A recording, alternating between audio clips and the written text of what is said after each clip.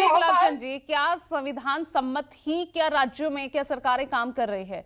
दल बदल कानून, जोड़ तोड़ की ये राजनीति, तो क्या ये संविधान सम्मत है? गुलाब चंद जी।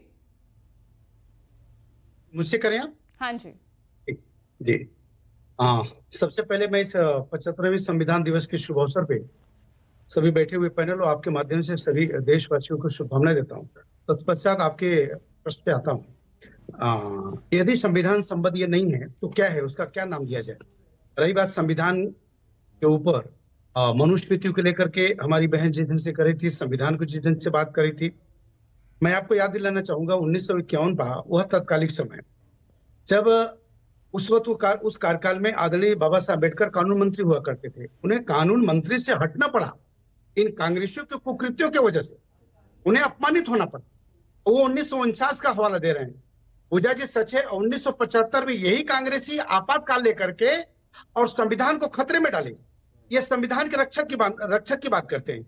माना कि किसी समय में संविधान का रक्षा या उसको मानने के लिए कटिबद्ध थे, जिसके कारण देश इनके पीछे खड़ा हुआ। 1947 के बाद 1913 तक इनके साथ में लोग रहे।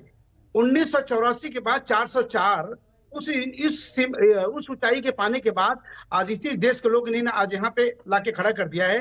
ये वही है कि संविधान का इन्होंने अपमान किया। अभी अभी राहुल गांधी जी 2024 में लोकसभा के चुनाव में एक ऐसा ग्रंथ जिसको बताते हैं संविधान ग्रंथ है, जब उसको देखा गया, बारीकी से देखा गया, सब कुछ खाली था और बता रहे थे कि इस संविधान के पुस्तक में देश बसा हुआ है, देश का विधान बसा हुआ है, संविधान बसा हुआ है। सच तो है कि ये एनडीए के मानने वाले एनडीए सरकार लेकिन उसके नतीजे भी बता दीजिए ना, फिर उसका नतीजा क्या हुआ? मोदी सरकार किस तरह से गठबंधन सरकार पर आ गई, एनडीए सरकार हो गई। उसका नतीजा आना पड़ गया ना सहयोगियों के सहारे। नतीजा इसका ही हुआ पूजा जी। ठीक है, हम अपने सहयोगियों के साथ में, चाहे जो भाव के साथ हरियाणा और महाराष्ट्र और उत्तर प्रदेश फिर उस संविधान को मानव कर लेकर के देश मान गया चीज के लिए कि यही एक पार्टी है, एनडीए एक ऐसा दल है कि जो इस देश का संविधान की रक्षा कर सकता है। बाकी किसी दल और किसी संगठन में कोई तत्व बचा हुआ नहीं है। हमें बताने की कोई आवश्यकता नहीं है। देश इस बात का प्रमाण दे दिया।